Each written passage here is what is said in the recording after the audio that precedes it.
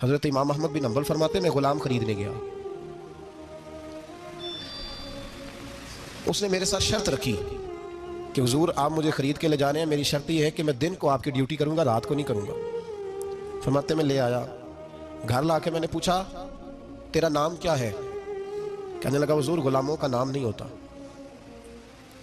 کھائے گا کیا؟ حضور غلاموں کی چاہت نہیں ہوتی، جس نام سے پکارو گے آ جاؤں گا، جو دو گے کھا لوں گا۔ کہا کس کمرے میں رہو گے؟ کہا حضور غلاموں کے نخرے نہیں ہوتے۔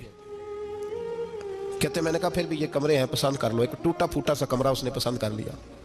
امام احمد بن حنبل فرماتے میں اسے کام بتاتا پر اتنی محنت سے کرتا کہ کمال کر دیتا، میرے اشارے سمجھتا۔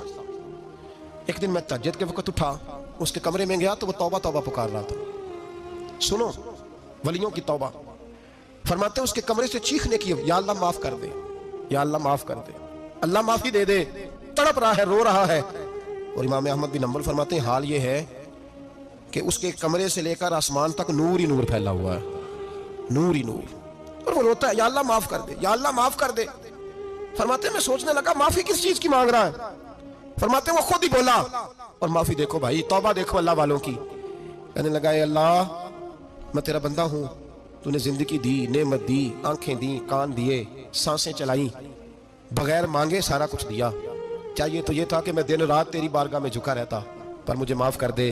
میرے اوپر امام احمد بن حنبل کے بھی حقوق ہے، میرے مالک کا بھی حق ہے، اس لیے میں دن سارا عبادت نہیں کر سکتا، بس 5 نمازیں پڑھ سکتا ہوں، رات میں جاگتا رہتا ہوں تیرے حضور۔ اللہ وہ جو سارا دن میں عبادت نہیں نہ کر پاتا مجھے معاف کر دے، خدایا میری غلطی معاف کر دے، اللہ مجھے بخش دے۔ اور راتی ساری کر کر زاری، نیند اکھاں تھی توندے، فجرے وہی گناہگار کا آمن، سب تو نہیں، یا اللہ چاہیے تھا میں 24 گھنٹے سجدے کرتا، بخش دے، یہ میری خطا معاف کر دے۔ ساون کی کالی راتوں میں جب بوندا باندی ہوتی ہے، وہ راتوں کو اٹھ اٹھ روتے ہیں، جب خلقت ساری سوتی ہے، اور درویش کہنے لگے رات پوے تے بے دردانو نیند پیاری آوے، درد مندانو یاد سجن دی ستے امیان جگاوے۔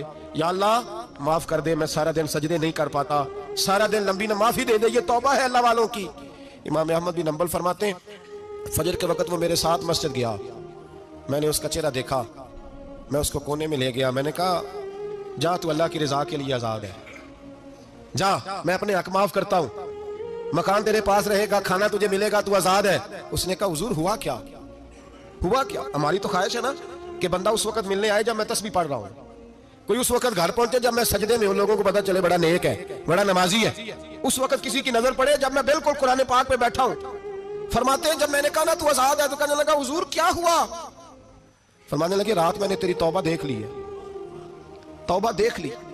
امام صاحب فرماتے ہیں وہ پھر تڑپ کے رویا، سجدے میں سر رکھا، تو نے یہ کیا عجب کیا، مجھ کو بھی فاش کر دیا، میں ہی تو ایک راز تھا سینہ کائنات میں، میں سراپا مخزن راز تھا، میں رہا تھا مدت و راز میں، یہ تیرا شوق دید کشاں کشاں مجھے بھی کھینچ لایا مجاز میں۔ اے اللہ پردہ ہی کھول دیا تو نے، یہ عبادتیں، یہ توبہ، یہ ریاضتیں، یہ تیرا میرا راز تھا، اللہ تو نے پردہ ہی کھول دیے، مہربانی کر مجھے پردہ پوشی عطا فرما، اللہ معاف کر دے، مجھے پردہ پوشی عطا کر۔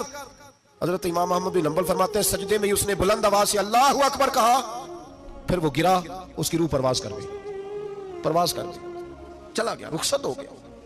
یہ عاشق کا جنازہ ہے، ذرا دھوم سے نکلے، محبوب کی گلیوں سے ذرا گھوم کے نکلے۔ او بھائی اس بات پہ بھی توبہ ہے کہ یا اللہ میں سارا دن نفل نہیں پی، یہ اللہ کے ولیوں کی توبہ ہے، سارا کچھ کر کر آ کے نا، سارا کچھ کر کر آ کے پھر بھی معافی، ڈیوٹیاں کر کے ساری پھر بھی معافی، یا اللہ معاف کر دے، سارا دن عبادت کر کے پھر بھی کہ اللہ بخش دے۔ وہ نیکوکار ہونے کے باوجود توبہ کرتے ہیں، یہاں گناہگار ڈٹے ہوئے، ڈٹ گئے۔ توبہ بندے کو اللہ کے قریب کر دیتی ہے۔ ہم لوگ کہتے ہیں گناہ ہوں گے تو توبہ کریں گے نا، اور ہمارے زمانے میں تو گناہگار ہیں ہی نہیں، سارے نیکوکار ہیں، اللہ ماشاءاللہ، گناہگار ہوں گے تو توبہ کریں گے۔ کئی دفعہ نا ہمارا بھائی ناراض ہو جاتا ہے، دوست ناراض ہو جاتا ہے، تو جب ناراض ہوتا ہے نا بہت زیادہ بولتا نہیں، تو ہم پھر قریب جاتے ہیں، اس کو پوچھتے ہیں کیا بات ہے، کیوں ناراض ہے، ادھر دیکھیں میری طرف، کیوں ناراض ہے، کیا ہوا؟ وہ کہتا ہے نہیں نہیں بس چھوڑو، ہمیں نہیں پتا ہوتا، تفصیل پوچھنی پڑتی ہے، بات کرنی پڑتی ہے، پھر وہ بتاتا ہے کہ وہ جو تو نے ایک جملہ کہا تھا نا وہ تجھے نہیں کہنا چاہیے تھا، پھر ہمیں خیال آتا ہے ہاں مجھ سے غلطی ہو گئی، پھر ہم کیا کرتے ہیں، معافی مانگتے ہیں، راضی کرتے ہیں۔ ہوتا ہے ایسے کہ نہیں ہوتا ہے نا جناب؟ تو بندے سے تو بعض اوقات ایسا معاملہ ہو جاتا ہے تجھے پتہ نہیں، تو کیا اللہ کی ایسی نافرمانی نہیں ہو جاتی جس کا تجھے پتہ ہی نہ ہو؟ اللہ کے بندے روز رات کو معافی مانگ کے سوتے تھے، روز، پتہ نہیں کوئی انجانے میں جملہ نہ نکل گیا ہو، ہر وقت ڈرے رہتے تھے، سیمر بندوں سے نہیں، کس سے؟ زور سے بولیے، ڈرے رہتے، یا اللہ معاف کر دے۔ ان کی طبیعتوں پہ خشیت آری رہتی، ہم دلیر لوگ ہیں، توجہ نہیں کرتے عزیز بھائی، اور ہم اس وقت توجہ کرتے ہیں جب مہلت ختم ہو جاتی ہے، جب سزا کا وقت شروع ہو جاتا ہے۔ میری بات یاد رکھنا، ایک وقت تک اللہ مہلت دیتا ہے بندے کو، گناہ کرتا ہے اللہ مہلت، پھر سزا شروع ہوتی ہے، پھر بندہ اس کی پکڑ میں آتا ہے، پھر جب پیر پھسلتا ہے تو کسی جگہ اس کا ہاتھ دوبارہ نہیں پڑتا، وہ پھر پھسلتا ہی جاتا ہے۔ یاد رکھنا، ہم مہلت کے وقت توبہ نہیں کرتے، اور جب پھسل جاتے پھر ہم کہتے ہیں اوہو یہ کیا ہوا۔